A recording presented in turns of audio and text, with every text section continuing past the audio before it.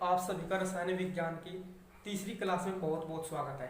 चलिए आज हम ठोस, द्रव और गैस में अंतर देखते हैं क्या होता है। सबसे पहला अंतर होता है कि जो ठोस अवस्था में जो अणु होते हैं वे बहुत पास पास होते हैं, जिसमें एक अंतराणु आकर्षण बल कार्य करता है जो अणुओं को पास पास रखने का कार्य करता है। द्रव में ठोस की अपेक्षा दूर दूर होते हैं तथा गैस में ये अणु बहुत ज्यादा दूर होते हैं। ठीक है। दूसरा अंतर होता है जो ठोस अवस्था में आयतन और आकार निश्चित होता है। द्रव में आयतन तो निश्चित होता है किंतु आकार अनिश्चित होता है। यह जिस बर्तन में रखा जाता है उसी का आकार ग्रहण कर लेता है। गैस में दोनों ही अनिश्चित होते हैं, ना तो उसका कोई आकार होता है और ना ही उसका कोई आयतन होता है। तीसरा होता है ठोस अवस्था में जो घनत्व होता है वो ज्यादा होता है तथा द्रव अवस्था में ठोस की अपेक्षा कम होता है। गैस की बात करें तो उसमें सबसे कम होता है। नंबर 4, दबाया जाने का गुण, यानी ठोस अवस्था में जो पदार्थ होता है उसे ठोस पदार्थ को दबाया जा सकता है। जैसे आपने रबड़ को देखा होगा तो उसे थोड़ी मात्रा में दबाया जा सकता है। ठीक है, तो ये गुण इसका महत्वपूर्ण है। द्रव की बात करें इसे बहने का गुण होता है, चाहे वो दूध हो या पानी हो, उसे अगर फर्श पे डालेंगे तो बह जाता है। गैस अवस्था में फैलने का गुण हो, जैसे सल्फर डाइऑक्साइड गैस, वो वायुमंडल में फैल जाती है। कोई भी गैस हो वो फैलने का गुण रखती है। नंबर 5 के बाद तो इसके उदाहरण है कुछ, जैसे बर्फ, लकड़ी, कपूर, रबड़। ये ठोस अवस्था के उदाहरण है। द्रव अवस्था के उदाहरण पानी, तेल और दूध। और गैस अवस्था की बात करें तो hydrogen gas, oxygen gas, nitrogen gas, sulphur dioxide. ये तो थे इसके अंतर। अब हम बात करते हैं कि इनमें भौतिक अवस्था में परिवर्तन किस प्रकार किया जाता है। पदार्थ की भौतिक अवस्था में परिवर्तन, यानी कि पदार्थ की भौतिक अवस्था चेंज किस प्रकार की जाती है, या दो प्रकार से होती है। एक तो ताप परिवर्तन द्वारा, दूसरे होते हैं दाब परिवर्तन द्वारा। चलिए इसके बारे में जानते हैं। जब ठोस पदार्थ को गर्म किया जाता है तो वह किसमें परिवर्तित होता है, द्रव में परिवर्तित हो जाता है। क्योंकि आपने देखा होगा जब किसी ठोस पदार्थ का ताप इतना बढ़ा दिया जाए कि उसके अणु टूट करके अलग हो जाते हैं तो फिर वो द्रव में परिवर्तित हो जाता है। आपने बर्फ का गोला देखा होगा, बर्फ के गोले को यदि गर्मी अवशोषित कर ले जाए या गर्मी में से तपा दिया जाए तो वह द्रव में परिवर्तित हो जाती है। और यदि उसी द्रव को ठंडा कर दिया जाए, फ्रीजिंग कर दिया जाए, तो पुनः ठोस में परिवर्तित हो जाती है। अब हम ये कहें कि जब किसी पदार्थ का, या ये कहें कि जब किसी पदार्थ को अधिक तपा दिया जाए, ठीक है ना, तो वो गलनांक अवस्था प्राप्त कर लेता है, जिससे वो द्रव में परिवर्तित हो जाता है। ठीक है। अब यदि किसी द्रव का ताप बढ़ा दिया जाए तो वो गैस में परिवर्तित हो जाता है। यह क्रिया वाष्पीकरण या क्वथनांक कहलाती है। गैस का ताप घटाने पर वह द्रव में परिवर्तित हो जाती है। यानी कि हम कहें कि जब किसी ताप या वह ताप जिस पर कोई गैस द्रव में परिवर्तित हो जाए तो अशांत बिंदु कहलाती है तथा इस क्रिया को संघनन क्रिया कहा जाता है। अब ऊर्ध्वपातन की बात करें, प्रकृति में ऐसे पदार्थ है जो सीधे ही ठोस से गैस में परिवर्तित हो जाते हैं। जैसे कपूर, आपने कपूर जलाया और उसी सीधे गैस बन करके उड़ गया। ठीक है ना, आपने कपूर जलाया तो ओम जय जगदीश से गया और गायब। तो ये बात होती है कि यानी कि ये कपूर क्या होते हैं, ये ऊर्ध्वपातित पदार्थ कहलाते हैं। ठीक है, और इस क्रिया को ऊर्ध्वपातन कहते हैं। अब दूसरी बात आता है, दूसरा नंबर है दाब परिवर्तन द्वारा। यदि गैस का इतना दबा दिया जाए, इतना प्रेशर डाल दिया जाए कि वो द्रव में परिवर्तित हो जाती है। जैसे इसके example LPG gas, CNG gas. ठीक है, ओके। देखिए द्रव्य का रासायनिक वर्गीकरण। द्रव्य का रासायनिक वर्गीकरण, शुद्ध पदार्थ होता है तत्व, यौगिक दो प्रकार का। अशुद्ध पदार्थ मिश्रण होता है। अब तत्व में क्या होता है, धातु, अधातु, उपधातु। यौगिक में कार्बनिक यौगिक, अकार्बनिक यौगिक। मिश्रण की बात करें तो समांगी मिश्रण और विषमांगी मिश्रण, ये इसका रासायनिक वर्गीकरण। अब हम बात करते हैं तत्व की। ये देखिए तत्व होता क्या है, यानी कि ये जो शब्द है, ये तत्व शब्द रॉबर्ट बॉयल ने 1661 ईस्वी में दिया था। कब दिया था, 1661 ईस्वी में। और बताया था कि तत्व पदार्थ का वह मूल रूप है जिसे किसी भी भौतिक व रासायनिक प्रक्रम या विधि द्वारा सरल तत्वों में विभाजित नहीं किया जा सकता है। यही नहीं, ये कण व परमाणु के रूप में हो सकते हैं जिनमें प्रत्येक परमाणु का नाभिकीय आवेश समान हो सकता है।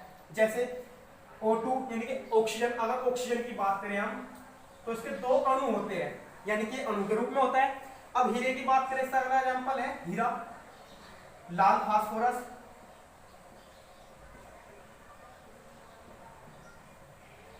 अगर हम हीरे को और लाल फास्फोरस को तोड़ दें या विभाजित कर दें तो ये सरल तत्व में अगर दूसरा और तत्व इनका नहीं बन पाता, क्योंकि ये कार्बन के अपरूप होते हैं, इनमें कार्बन तत्व पाया जाता है, ठीक है ना।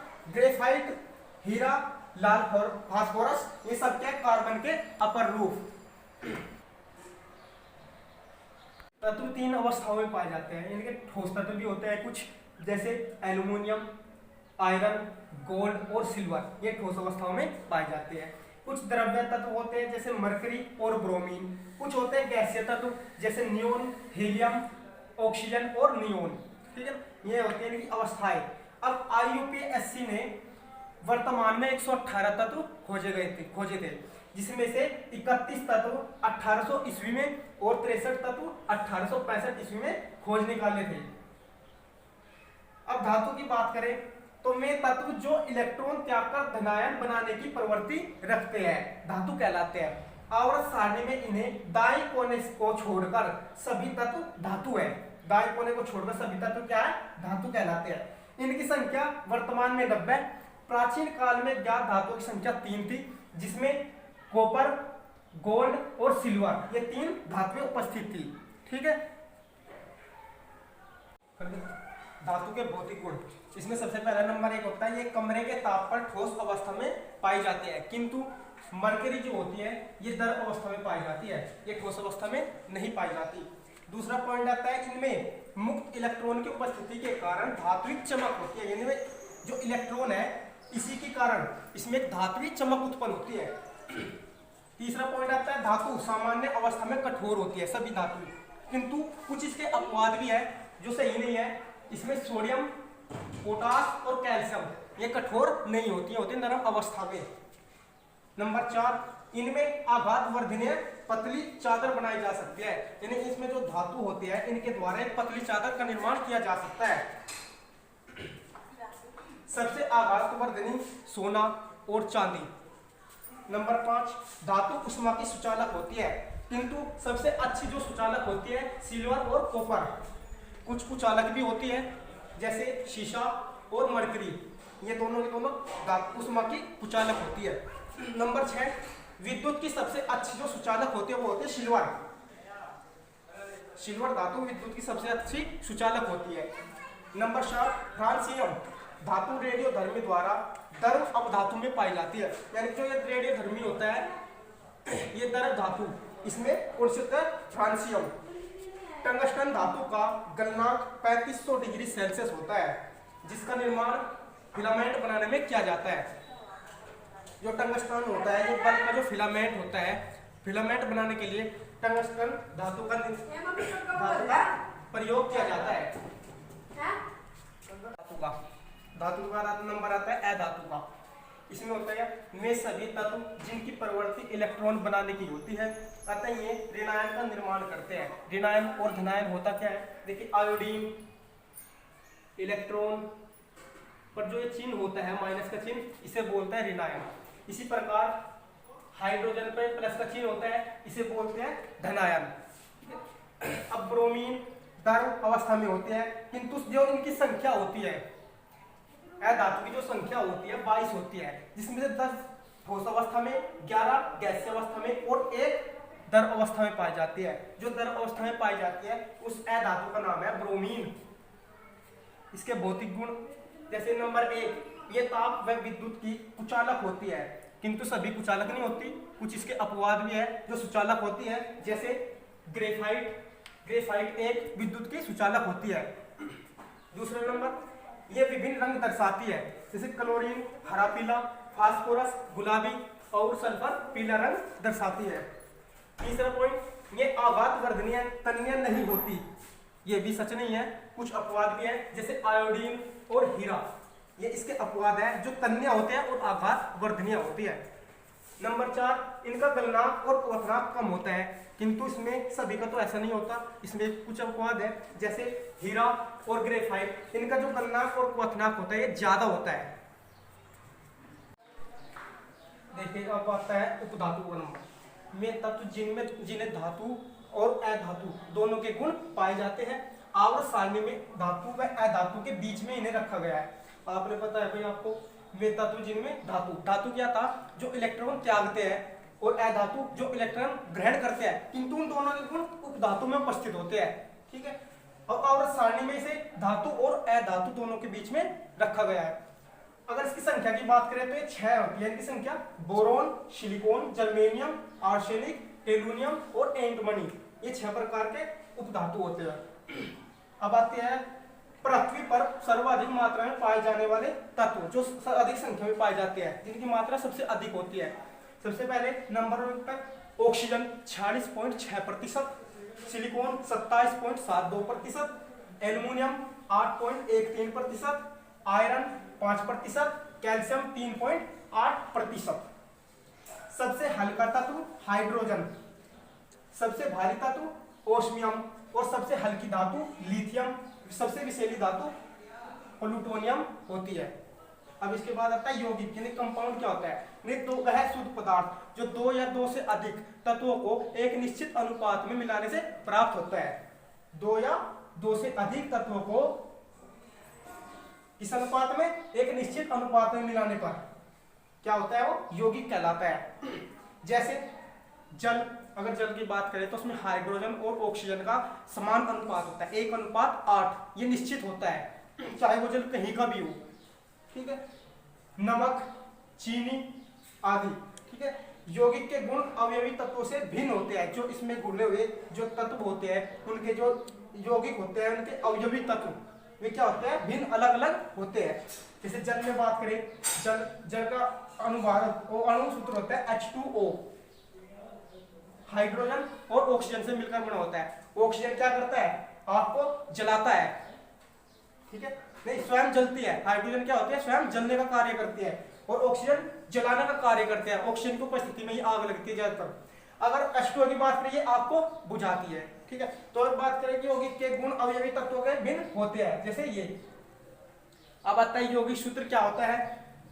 यौगिक सूत्र 3 प्रकार के होते हैं। कौन कौन सा, मूलानुपाती सूत्र, अणुसूत्र व संरचना सूत्र। मूलानुपाती सूत्र होता है, यह यौगिक में उपस्थित परमाणुओं के सरल अनुपात को प्रदर्शित करता है। जैसे ग्लूकोज C6H12O6, C6H12O6, इसका मूलानुपाती सूत्र क्या हो जाएगा, CH2O। ये रहा, देखो जो हाइड्रोजन होगा वो कार्बन से दुगुना होगा। ठीक है, देखो ये 6 है तो ये दुगुना यानी कि 12, और फिर ऑक्सीजन सेम वही। ठीक है, तो इसका मूलानुपाती सूत्र क्या होगा, C6H12O6 का CH2O। ठीक है, अब बेंजीन का CH6, इसका मूलानुपाती सूत्र होता है CH, यानी दोनों संख्या समान होगी इसमें। इसके बाद आता है अणुसूत्र, यह पदार्थ के अणु में उपस्थित परमाणुओं की वास्तविक संख्या को बताता है। ग्लूकोज में C6H12O6 होता है, यानी कि मूल अणु कैसे बताएगा, इसमें 6 कार्बन, 6 हाइड्रोजन और 6 ऑक्सीजन उपस्थित होते हैं, यानी कि ये अणु होते हैं, ये अणु की वास्तविक संख्या प्रदर्शित करते हैं, इसलिए इसे अणुसूत्र बोलते हैं। एथिल अल्कोहल की बात करें, C2H5OH होता है, इसमें क्या बता रहा है, कार्बन के 2 अणु, हाइड्रोजन के 5 अणु और एक OH का अणु होता है। संरचना सूत्र, वह सूत्र जो पदार्थ की संरचना के बारे में बताए उसे क्या कहते हैं, संरचना सूत्र कहते हैं। मान लीजिए CH4 है, अगर इसका संरचना सूत्र लिखेंगे तो किस प्रकार लिखेंगे,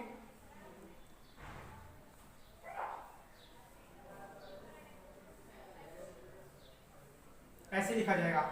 CH4 क्या होता है, मेथेन होता है, और मेथेन का संरचना सूत्र, एक कार्बन की चारों संयोजकता उपस्थित होती है जो हाइड्रोजन से पूरी होती है। इसी प्रकार और किसी की तरह जैसे इसमें हो रही है फिनोल की, या फिर करें बेंजीन की C6H6, तो इसके क्या हो जाएगी, कार्बन,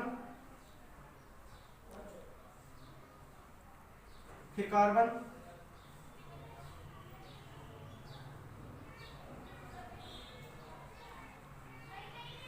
इसमें 6 कार्बन होते हैं, 1 2 3 4 5 6, और हाइड्रोजन ये भी 6 होंगे।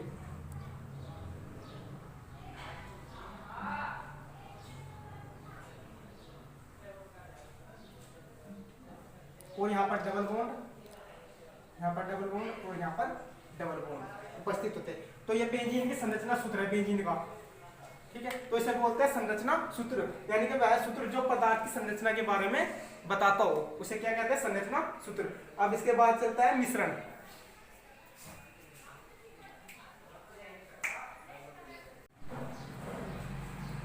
लेकिन मिश्रण क्या होता है, दो या दो से अधिक तत्वों को किसी भी अनुपात में मिलाने पर, यौगिक क्या था, एक निश्चित अनुपात में मिलाया जाता था, किंतु यहाँ पर निश्चित अनुपात नहीं, इसे किसी भी अनुपात में मिलाया जा सकता है। जैसे इसके उदाहरण वायु, पीतल और मृदा, ये मिश्रण के उदाहरण हैं। और मिश्रण के दो टाइप होते हैं, पहला होता है समांगी मिश्रण, दूसरा होता है विषमांगी मिश्रण।